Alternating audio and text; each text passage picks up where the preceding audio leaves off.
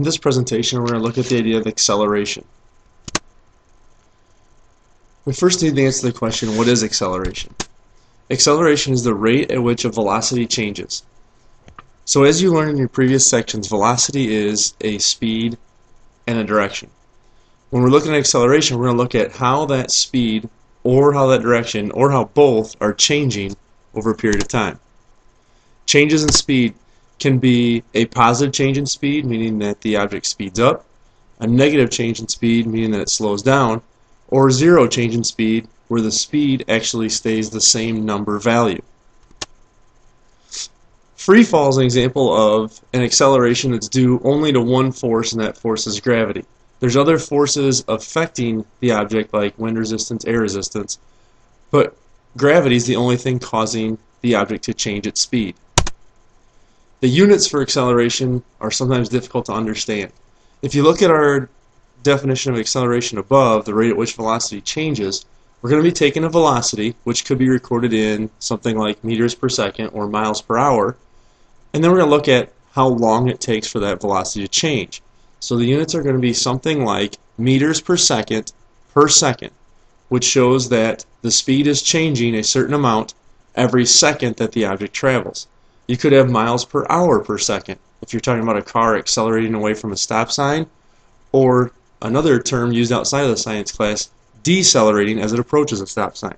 Then you could say that it's changing in miles per hour per second.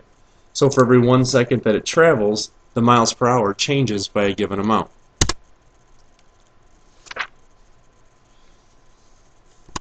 Another form of acceleration can be a change in direction.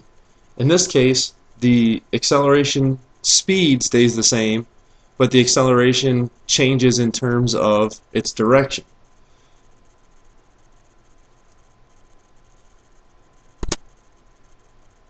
You can have a change in speed and direction, where both are happening at the same time. For example, you could have a negative acceleration in terms of a car slowing down as it approaches a curve, and then also a change in its direction, and instead of heading north, say it proceeds to head west.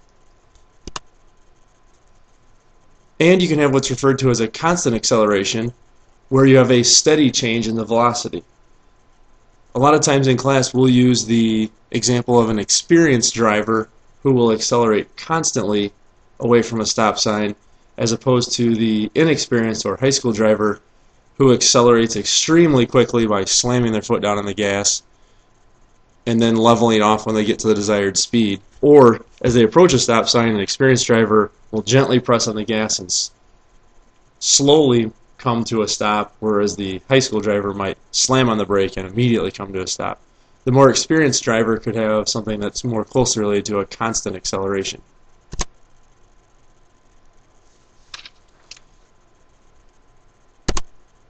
In order to do the math for acceleration, we need to use a somewhat odd-looking equation where we're going to take the final velocity of an object, subtract from that the initial velocity of that object, and divide by the time it takes to go from that initial speed, or excuse me, from that final speed to that initial speed. Here's an example. A dog resting on a porch jumps up to chase a car. After 2 seconds, his speed is 10 meters per second. What is his acceleration?